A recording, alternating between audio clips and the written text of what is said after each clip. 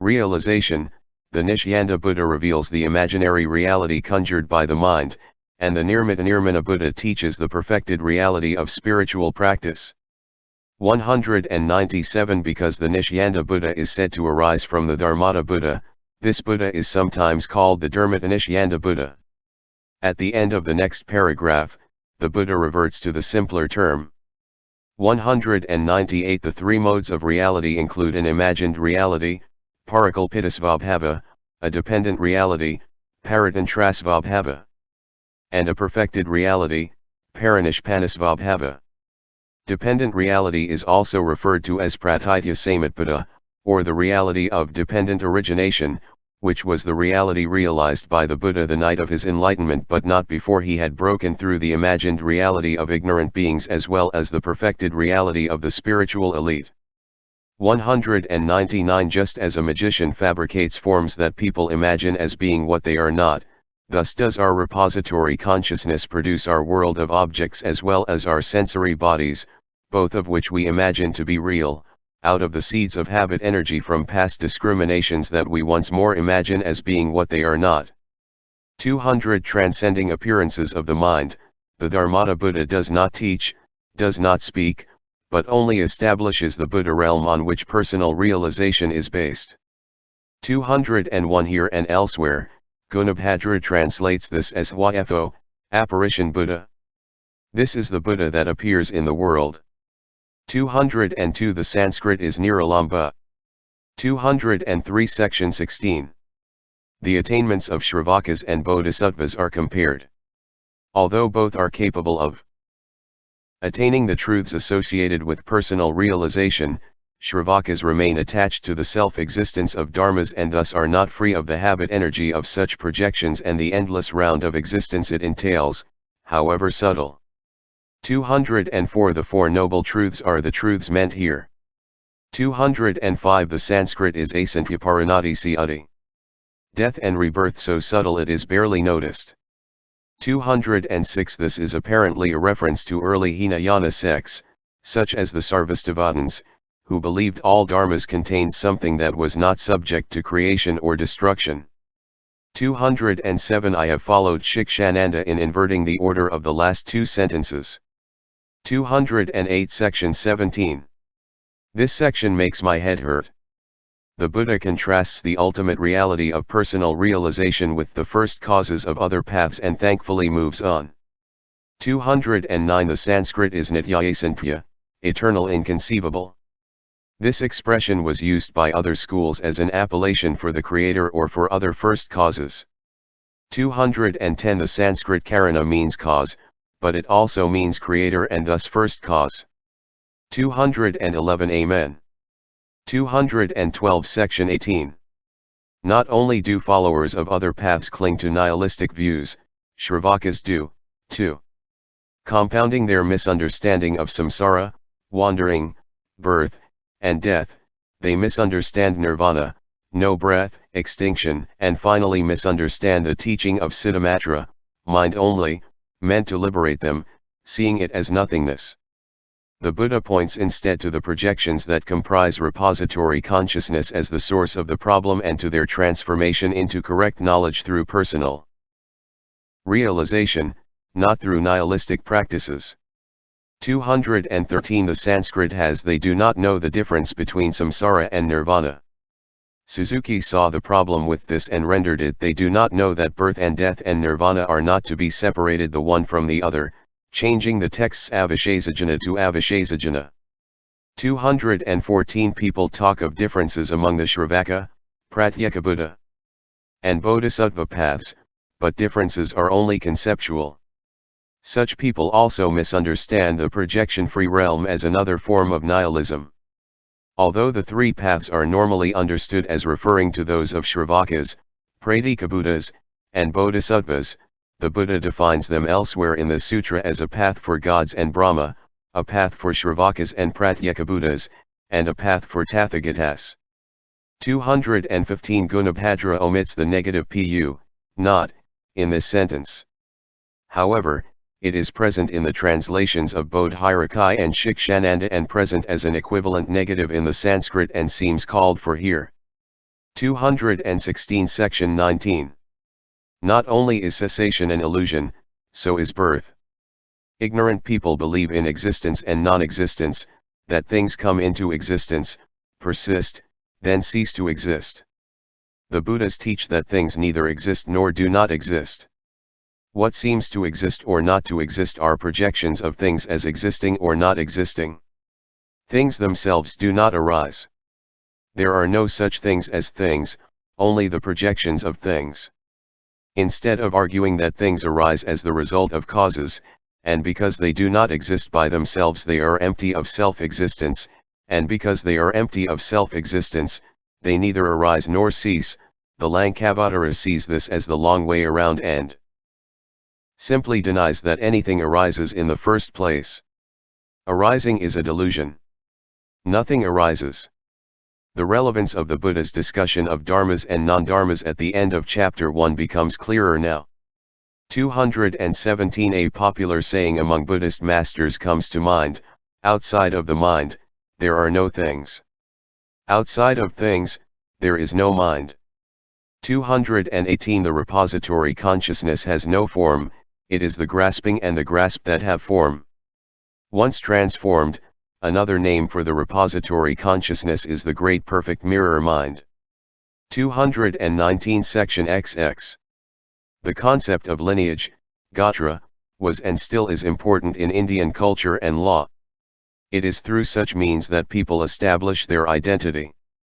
Although the Buddha associates the first three lineages with the three paths, his intent here is to go beyond the paths to the realizations on which they are based and to emphasize that Buddhahood is open to all. What lies in the background here is the importance of the teachers with whom one comes into contact and not their doctrines.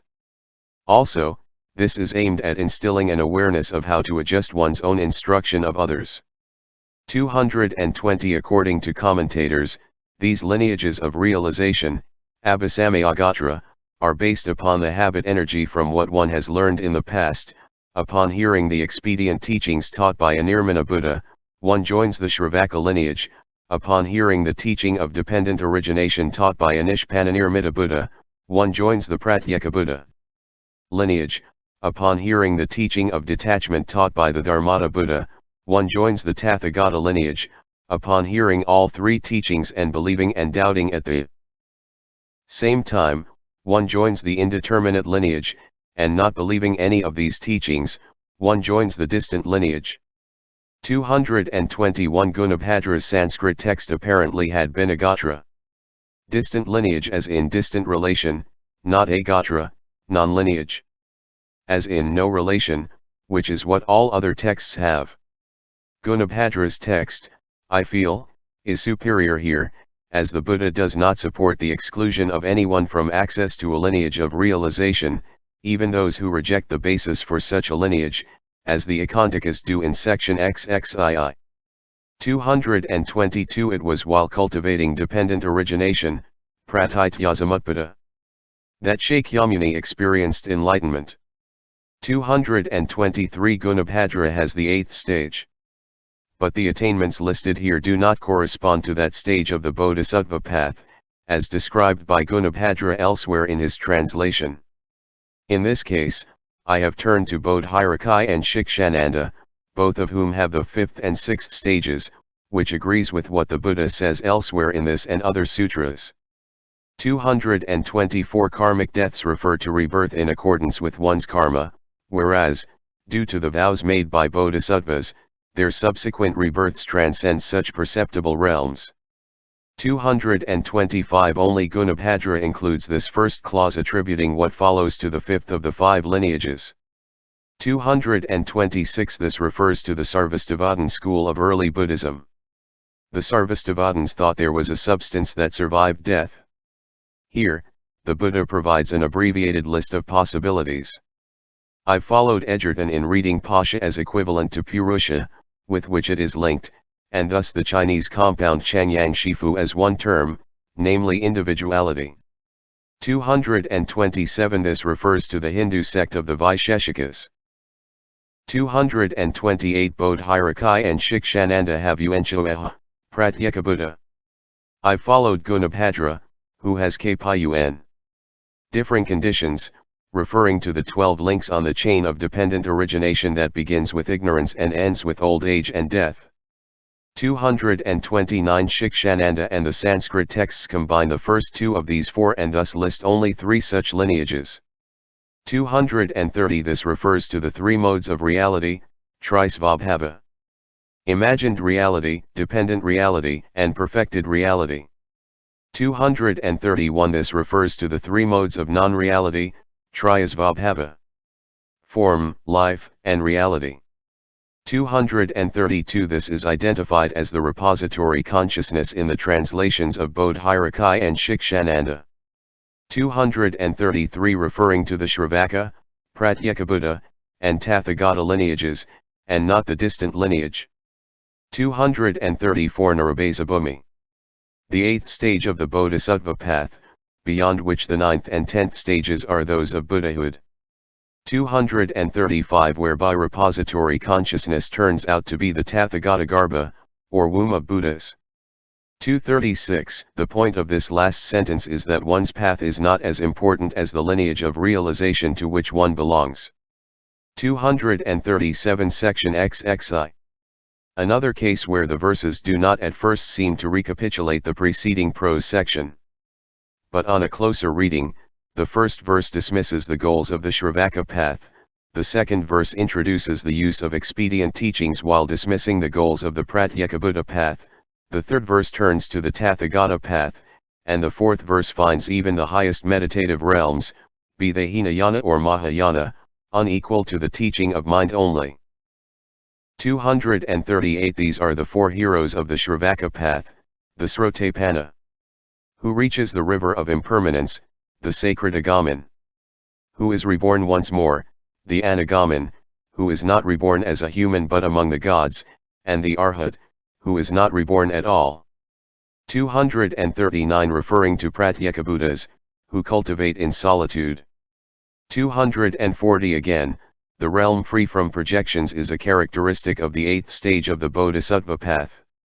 241 These are the names of meditations in the realms of form and formlessness which some liken to nirvana. 242 Section XXII. Having considered the karmic lineages that make Buddhahood possible for us benighted beings, the Buddha now turns to those who in some quarters are said to lack such a possibility, the Akantikas. At issue here is whether or not all beings have the Buddha nature. The Buddha offers a novel solution. All beings have the ability to become Buddhas. It only takes instruction and the willingness to be instructed. Hence, Bodhisattvas cultivate patience. In fact, given their vow not to enter nirvana until all others do so, some Bodhisattvas assume the guise of Akantikas in order to liberate them. As noted earlier, Akantikas make up the distant lineage of Section XX. They are distant relations, but still relations. 243 The word Akantika is derived from Akatva, meaning desire. Thus, Akantikas refer to pleasure seekers. According to the Buddha's 4 Noble Truths, desire is the cause of suffering. Thus, devotion to desire is tantamount to rejection of the Dharma and the possibility of liberation. 244 The first part of this section is handled differently in each translation. I've followed Gunabhadra, and the reading of his version by Tsengfenyi and Teungjun. Bodhirakai has: Mahamati, what is the path of no lineage?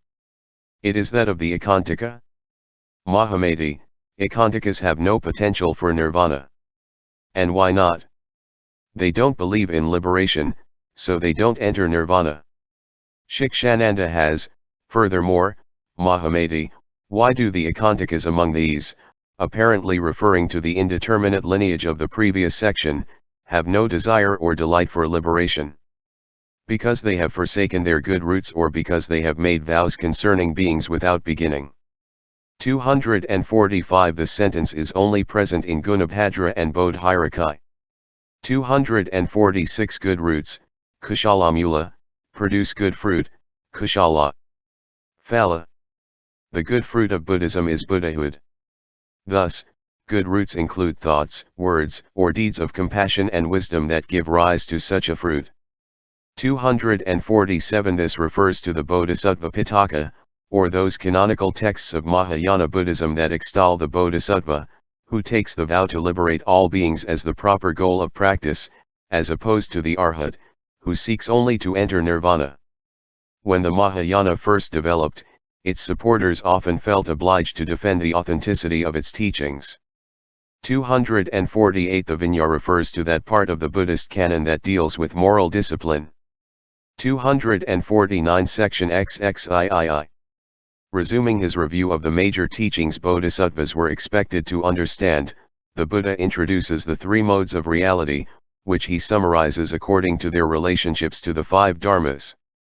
They are, after all, two different ways of looking at the same thing, namely, the world we perceive and think of as real, one based on projection, the other based on correct knowledge. 250 The three modes of reality, Trisvabhava, include imagined reality, parikalpita, dependent reality, paratantra, and perfected reality, parinishpanna. The three modes do not refer to separate realities. They simply represent the three ways we perceive what is real. In imagined reality, we mistakenly perceive things as separate from other things. In dependent reality, we correctly perceive things as dependent on other things, but we still perceive the world in terms of things which are themselves fictions. In perfected reality, we neither perceive nor do not perceive things, for things neither exist nor do not exist. In perfected reality, we dwell in the realm of the Tathagatagarbha. 251 Gunabhadra puts this question in MAHAMATI'S mouth, but it does better as a rhetorical question, which is how it appears in the translations of Bodhirakai and Shikshananda and also in the Sanskrit. 252 Gunabhadra reverses the order and attribution of name and appearance, apparently by mistake. I've gone along with Bodhirakai, Shikshananda, and the Sanskrit texts in placing appearance first, followed by name. 253 The ground of dependent reality is the eighth, or repository, consciousness, which supplies the names. The objective support includes the remaining 7 forms of consciousness, including the 5 sensory-based forms of consciousness, which supply the appearances. The Sanskrit foreground is ashraya and for objective support is alambana. 254 The Tathagatagarbha, or womb of Buddhas, is the name applied to the repository consciousness when it is transformed. 255 Gunabhadra and Shikshananda render this verse with 4 character lines, instead of the usual 5 character lines. 256 The relationship between the 5 dharmas and the 3 modes of reality, as described in the above verse and elsewhere in the sutra, connects name and appearance to imagined reality, projection to dependent reality, and true knowledge and suchness to perfected reality. For more on these, see sections XVIII and XVIII. 257 The reference here is to perfected reality. It should be noted, however, that elsewhere, at the end of the 3rd paragraph in the next section, for example, the Buddha says that personal realization involves transcending the 5 dharmas and the 3 modes of reality, which would include the perfected mode as well. 258 Section XVII. The Buddha completes his review of the major teachings in which bodhisattvas are expected to be versed with the 2 kinds of no-self. The skandhas, dhattas, and ayatanas are simply different ways of breaking down one's experience of awareness in search of a self. The skandhas include the external world of form and the internal worlds of sensation, perception, memory, and consciousness. The dhattas include the 6 powers of sensation, the 6 domains of sensation, and the 6 forms of consciousness that arise upon their conjunction. The ayatanas include only the 6 powers and 6 domains. Not only does the Buddha deny the existence of anything permanent among such dharmas as the skandhas, he also denies that the skandhas, or anything else, are themselves permanent, or self-existent. 259 Other paths located the self in the skandha of consciousness and what belongs to the self among the remaining 4 skandhas. 260 I followed Bodhirakai, who is somewhat clearer in his reading of Garbha as referring to house than Gunabhadra. Shikshananda reads this as referring to the repository consciousness, as does Suzuki. 261 The Sanskrit is niriha, which means indifferent. This term is absent in Bodhhiraka's translation, but Shikshananda translates it wunengso, no ability to create. 262 The attribution of individual or shared characteristics was often used as a way of slipping in a self through the back door. 263 In the previous section, we were told that personal realization of Buddha knowledge takes place in the realm of perfected reality. Here, we learn that this, too, is merely another way of looking at things and that one must leave this behind as well. 264 I read this as referring to the 8th stage of the Bodhisattva path, which is marked by freedom from projections and which is where Shravakas and Bodhisattvas usually part company. If the 8th stage is the initial stage of the Bodhisattva path, then the 9th stage would be its final stage, as the Buddha says here that Bodhisattvas who reach the 10th stage have gone beyond the Bodhisattva stage. 265 The 9th stage is called the good wisdom stage, and the 10th stage is called the Dharma cloud stage.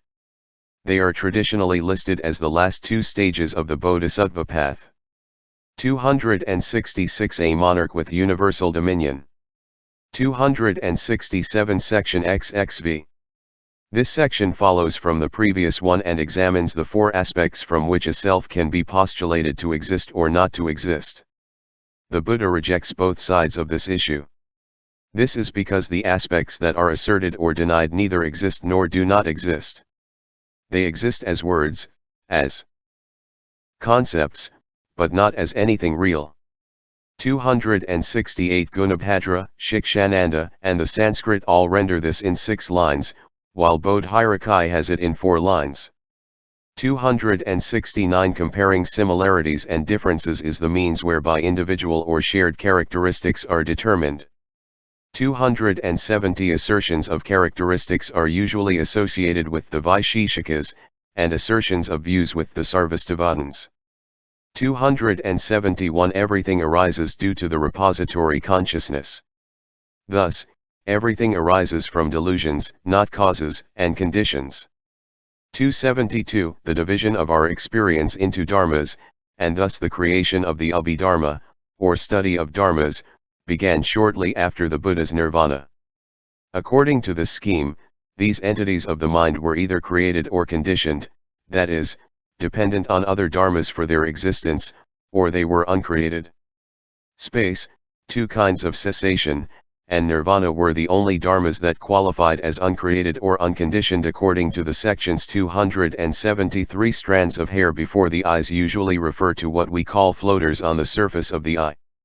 274 Assertions of cause and of existence were made by Hinayana sects, whereby the assertion of cause concerned practice and the assertion of existence concerned its fruit. For Hinayana sects, space, cessation, and nirvana were viewed as goals of practice. 275 Section XVII. Having mastered the preceding teachings, Bodhisattvas now go beyond the 8th stage and begin their own careers as teachers of the Dharma, in particular the Dharma as taught by the Sutra. The emphasis here is not on what Bodhisattvas attain but on what they do to help others. 276 The point seems to be that they adjust their appearance to the needs of those they would teach. 277 The Buddha, the Dharma, and the Sangha, or community of practitioners. 278 Gunabhadra renders this in 4-character lines, rather than his standard 5-character lines. 279 Section XVII. The Buddha now examines the basic teachings common to all sects of Mahayana Buddhism, beginning with emptiness. But as he says here, Mahamati, it is because people are attached to an imagined reality that we speak of emptiness. The same holds for the other teachings covered here, non-arising, non-duality, and the absence of self-existence. Thus, at the end of this section, he advises his followers to trust truth and not words, including words such as emptiness. 280 At the heart of Mahamati's question is whether these teachings by negation do not lead to nothingness instead of to the somethingness of enlightenment. 281 If it weren't for deluded people, there would be no Buddhas. 282 The Buddha uses the word briefly here because in other sutras he lists as many as 20 kinds of emptiness. 283 The term paraspara means reciprocal but, like any anya, it also means contrasting, which is how I read it here. It is contrast and combination, samuha, that establish individual or shared characteristics. 284 Phenomena, prakarita, refer to conditioned, or created, dharmas, such as the skandhas, while non-phenomena, aprakarita, refer to unconditioned, or uncreated, dharmas, such as space, cessation, and nirvana. 285 Bodhirakai, Shikshananda, and the Sanskrit have variations of, by the emptiness of non-phenomena is meant that the skandhas are in nirvana and devoid of phenomena. 286 The Sanskrit is nirabhilapya. 287 The Sanskrit is paramartha aryajanana mahashunyata. To this, Gunabhadra adds of all things, ycha, both here and at the end of this paragraph, but this is not supported by Bodhirakai, Shikshananda, or the Sanskrit, and I have omitted it as extraneous. 288 Although the previous forms of emptiness were used by various Buddhist sects, the emptiness of mutual exclusion was limited to logicians of heterodox sects. The example the Buddha uses here refers to a vihara, or retreat center, donated by one of his disciples, a woman known as Mrigaramatra, the mother of Mrigara. Because she wanted to show her respect for the three treasures, she donated a large piece of land northeast of Sarvastivadins and built a residence for 1,000 monks for their use during the rainy season. To ensure its cleanliness, animals were not allowed within the compound. In the small sutra on emptiness, which is part of the Madhyamagama, the Buddha uses the example of this vihara to show the absurdity of the conception of emptiness held by heterodox practitioners, whereby something was said not to be empty if it was not present. 289 This is the crudest kind of emptiness because it merely excludes this from that, it does not lead practitioners to an understanding of the other kinds of emptiness listed here, much less to an understanding of non-arising, non-duality, or the absence of self-existence. 290 Hinayana practice focuses on the cultivation of samadhis that involve the cessation of thought and thus the non-arising of thought. Here, non-arising doesn't refer to the non-arising of thought but to the non-arising of anything that can be identified as separate from the causes and conditions by means of which we say it arises. But saying that something arises does not mean there is something that exists apart from causes and conditions. Arising and non-arising are both fictions. 291 If one thing cannot be established, how can we possibly establish two things? 292 Most Chinese commentators take these three as examples of how we discriminate the day. Like samsara and nirvana, they are neither inside nor outside of each other, nor are they identical to each other. They are mutually exclusive and merely erroneous projections. 293 Shikshananda has, they only exist relative to each other and cannot exist alone. Outside of samsara there is no nirvana. And outside of nirvana there is no samsara. Samsara and nirvana are not separate. And as with samsara and nirvana, the same is true of everything else. This is what is meant by non-dual. 294 Section XVII. Previously, Mahamati wonders if the Buddha's teaching is not nihilistic, now he wonders if the Buddha's teaching is not eternalistic, and if the teaching of the Tathagatagarbha does not run counter to the foregoing teachings of emptiness, non-arising, and no self. The Buddha explains how the Tathagatagarbha is not the same as a self but rather an expedient means used to attract those who cling to a self by providing something less frightening than no self. 295 In the sutra, the Tathagatagarbha, womb of Buddhas, is treated as the same as the Alayavijnana, repository. Consciousness, two sides of the same coin. Elsewhere, it is linked with the Dharma body, hidden, it's the Tathagatagarbha, visible, it's the Dharma body. 296 The bodies of all Buddhas are said to be marked by 32 physical attributes, such as long arms and long earlobes, webbed fingers and toes, a swastika in the middle of the chest, a curl between the brows, and eyes the shape of a crescent moon. In the case of the Tathagatagarbha, however, physical attributes no longer apply, and a series of epithets are used instead, such as emptiness, etc. 297. This is one of 9 similes used in the Tathagatagarbha Sutra. Others liken the Tathagatagarbha to gold in a mine or seeds in a flower. 298. These are also known as the 3 poisons. 299. The Buddha varies his description of the Tathagatagarbha depending on the attachments of his audience. For those attached to existence, the Tathagatagarbha is empty, formless, or intentionless. For those attached to non-existence, the Tathagatagarbha is the realm of reality, the Dharma nature, or the Dharma body. For those attached to existence and non-existence, it is nirvana, the absence of self-existence, or what neither arises nor ceases.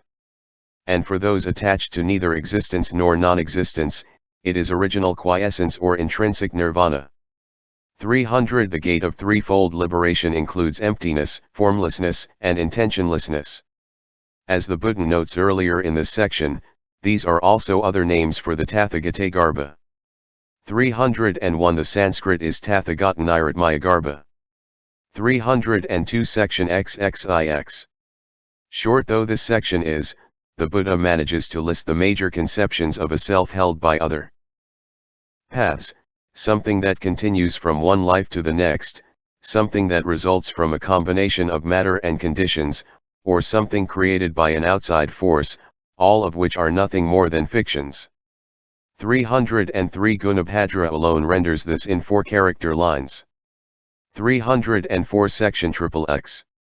These are the highlights of the Bodhisattva path leading to the Tathagatagarbha, beginning with seeing that there is nothing to see other than one's own mind, svasiddhidrishya matra, and concluding with the personal realization of what Buddhas know, svapratyatma aryajanana, to which is added the means to teach such realization to others.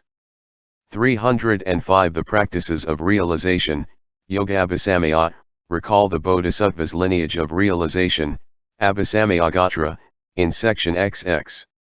306. Sanskrit texts have abhilashanata, desiring, which is reflected in Shikshananda's translation.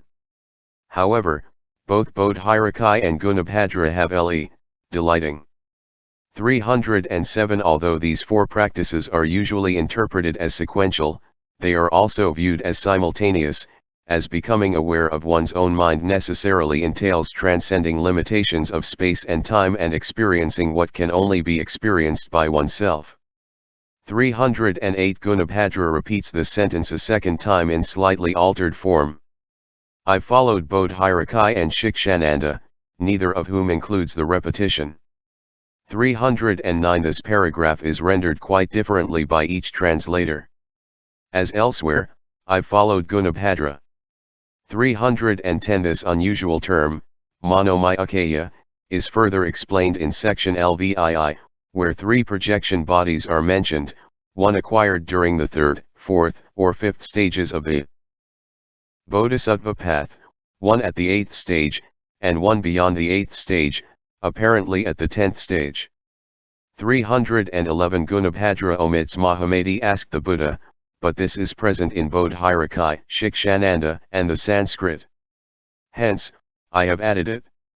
I've also followed Bodhirakai, Shikshananda, and the Sanskrit for Mahamati's question.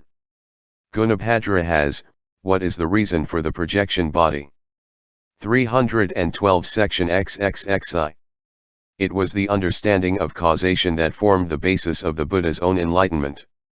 Mahamati, too, seeks to understand causation. However, from the point of view in the sutra, cause and effect are considered in terms of their origin as projections, not in terms of whether one exists or not or what their temporal or spatial relationship might be. 313. The question revolves around this issue: does the effect exist in the cause, simultaneous, or are they separate, sequential? The Sanskrit terms are krama, sequential, and yugapad, simultaneous. Mahamati's question anticipates the Buddha's answers. 314 External conditions make up the world in which most people live, while they remain unaware that what exists in that world and what causes it to exist are merely perceptions of their own mind. Internal conditions constitute the world of Hinayana practitioners, the foolish people here, unaware that what exists and what causes it to exist are merely perceptions of their own mind. Internal conditions are usually encompassed by the 5 skandhas or the 12 links of dependent origination, beginning with ignorance and karma, memory, and ending with illness, old age, and death. 315 The subject of causality and different lists of causes fill the texts of every Buddhist sect. This particular list is apparently unique to this sutra.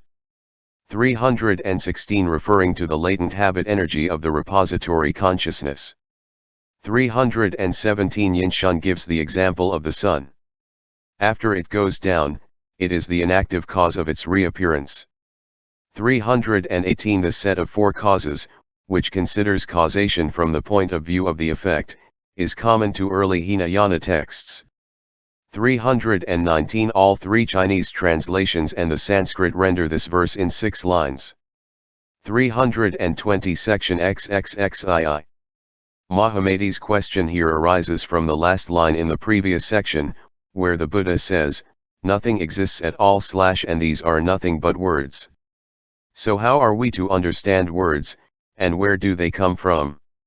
The Buddha says that words are based on projections, and projections are a falsification of reality.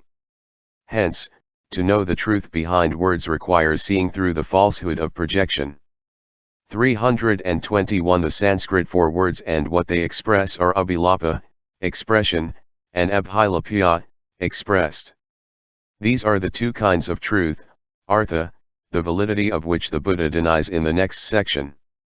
322 These 4 are associated with different forms of consciousness, object projection with the first 5 forms of sensory-based consciousness, dream projection with the 6th, or conceptual consciousness, words for attachment to erroneous projections with the 7th, or self-consciousness, and words for beginningless projections with the 8th, or repository consciousness. 323 Some commentators think hostility here is short for hostility and kindness. But this is not supported by any of our texts. The Sanskrit has simply shatrua, hostility, Gunabhadra has enmity, and Shikshananda has unchou, hatred. None include kindness. Bodhirakai chooses not to translate shatrua at all. However, the place of hostility here is clearer when it is understood that it is based on the 7th form of consciousness, or ego consciousness. And wherever the ego is involved, hostility, and not kindness, is the operant emotion. 324 Section XXXII. What is the relation between words and projections, between words and ultimate truth, Paramartha? Ultimate truth cannot be projected because it has no characteristics. Hence, it cannot be expressed or revealed by words. It can only be known by realizing that the projections of words are nothing but the perceptions of one's own mind. The Buddha's initial response here seems out of place. It also appears in section LXV, where it fits better. Hence, its appearance here is probably a copyist error. 325 Although Gunabhadra's translation of this line is a bit ambiguous, it is clearer in Bodhirakai and Shikshananda, which have variations of because projection is the cause of words. 326 Section XVII. While this does summarize the foregoing, Gunabhadra's translation includes only these 2 verses. Bodhirakai, Shikshananda, and the Sanskrit include 2 more and handle the 2nd verse quite differently. Weaving their versions together results in something like this: to whatever exists has no self-existence / avoid the projection of words / everything is a dream or illusion / neither samsara nor nirvana. 3 Just as a ruler or elder / tries to keep his children happy / giving them animals of clay at first / only later real ones, a story from the Lotus Sutra about the use of skillful means. 4 Thus do I teach my disciples / devices that make them happy / only later. Do I instruct them to realize the realm of reality themselves?